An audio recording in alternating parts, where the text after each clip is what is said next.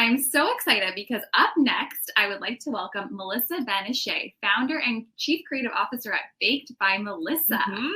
Ooh, can't wait to hear from her. I know, New York's favorite mini cupcake company. And here she is. She's going to present on how to build a business from the ground up. So welcome, Melissa. Nice to have you here.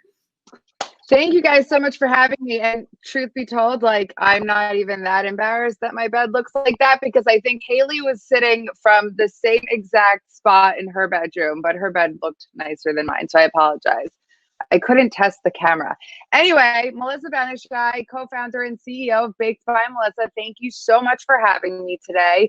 I'm going to share how we built our business, Baked by Melissa, from the ground up. And I specifically say we because it's not a one-man job.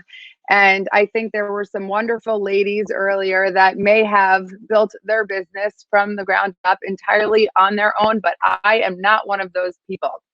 I was actually working in advertising as an assistant media planner in 2008, and I was fired from my job because I wasn't good at it, I wasn't passionate, and I should have been fired. But at the time I was baking my tie-dye cupcakes for everyone and anyone. If I loved you and it was your birthday, I baked you tie-dye cupcakes. So that's kind of what I was known for at the time. And I'm also a very positive person. I know to take responsibility for the way that I'm feeling. And I went home from being fired and baked my cupcakes. Wound up sending them into work with my best friend's little sister, who was interning at Allison Broad PR for the summer. Allison, wound up trying the cupcakes, loving them, and putting me in touch with her caterer. I know that sounds like, wow, she's so lucky, but there were a lot of steps in between there, of course. And I actually got a call from Allison Broad's caterer the day after I was fired, because I sent those cupcakes into work with my friend, asking for me to come and have a tasting with him. So I baked my cupcakes again. I went and I met him at his apartment.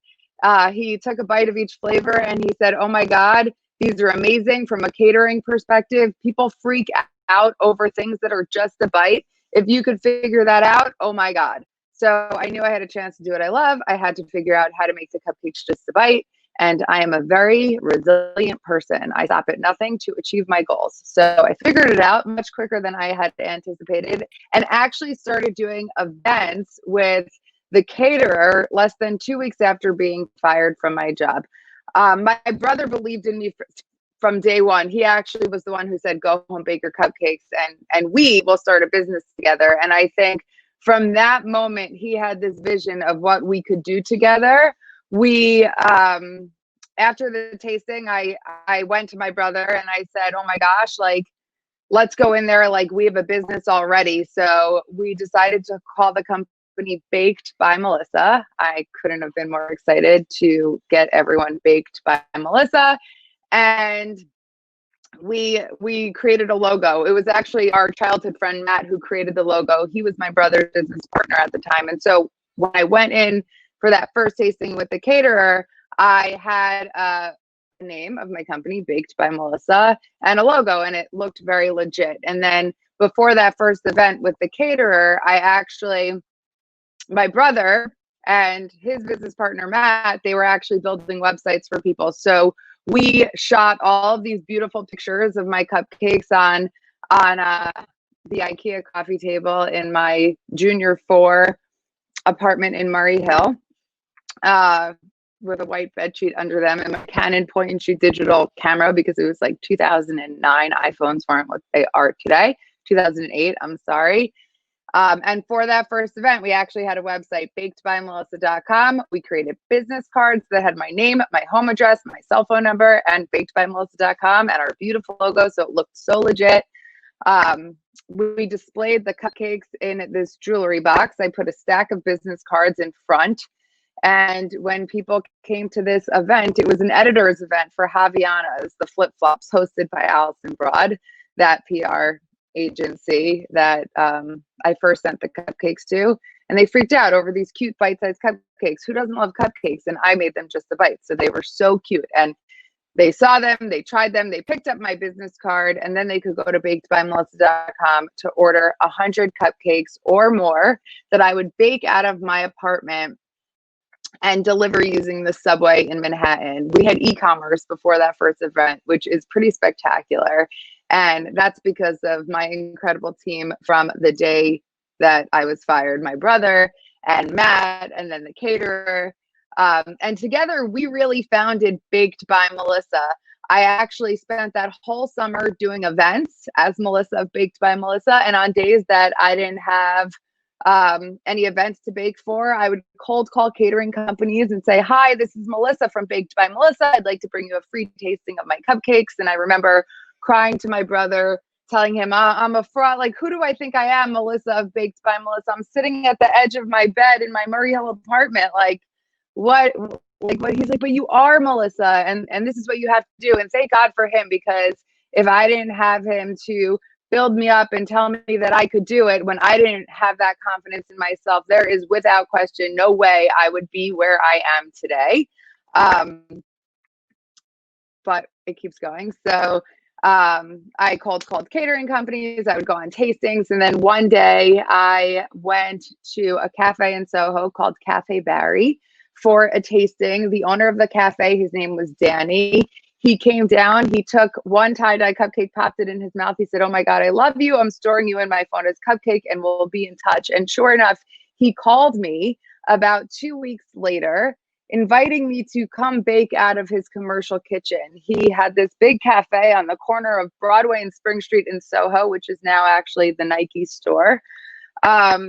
And he actually had extra space. And so I remember going to look at his kitchen that he wanted me to come bake out of with my brother and crying. I was so overwhelmed. I couldn't believe it. It was so out of my comfort zone. But I think that's when you know you kind of have to go for it, right? When you have the opportunity to step out of your comfort zone. So in November of 2008, 7 months after I started baking out of my apartment, I actually moved all of my stuff. My dad drove into the city, helped me take everything out of my little apartment kitchen down to the bigger kitchen in Soho. We hired our first employee who was going to help me bake.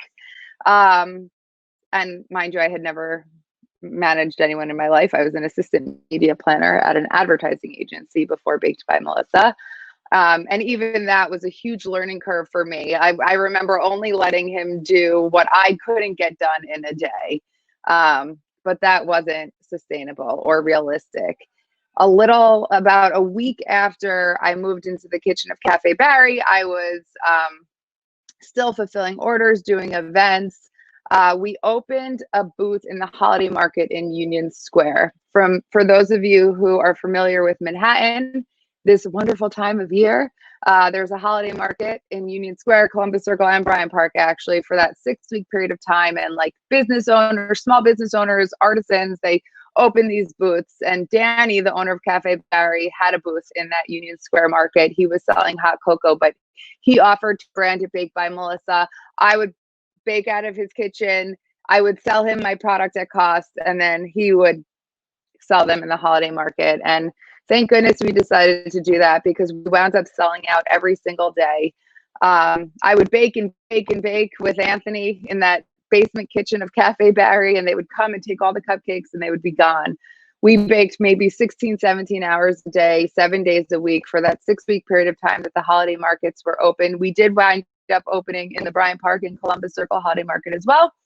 And after that, in January, when the holiday markets were over, we knew we had an incredible opportunity, and we decided to open our very first retail location, which was actually a pickup window attached to Cafe Barry. Of course, wouldn't luck have it that they had this pickup window that they weren't using, that we then took over as our first real retail location. And in exchange for that retail location, we gave a small piece of equity to the owner of Cafe Barry instead of paying rent. So we had our first retail location on the highest foot trafficked corner of Manhattan, rent free for 5 years until they demolished the building to put in that Nike Town, which is pretty freaking incredible. And then over that 5-year period of time, we opened more retail locations. We really focused on our e-com business, selling our product from bakedbymelissa.com. You can go to bakedbymelissa.com and purchase these delicious cupcakes and send them to everyone on your list stay safe and send cupcakes. We have heard from all of our customers since COVID that we've been a part of putting smiles on people's faces that they love when they can't celebrate together. So something I'm very proud of for sure. And cupcakes in the mail, like, yes, please. Yeah. What a cool story though, just to hear like the start from the finish. That's very, inspiring, because it actually shows like the reality of what it was like and your journey and getting there, and just shed some light on what we can do in our own businesses too, and kind of never giving up. And now you have this really cool creative idea that also is just puts a smile on someone's face. So thank you so much for sharing your journey with us. That was amazing. Everyone get cupcakes and send them to your friend. We're like, we need to go to New York to come to the States so we can buy some cupcakes in person.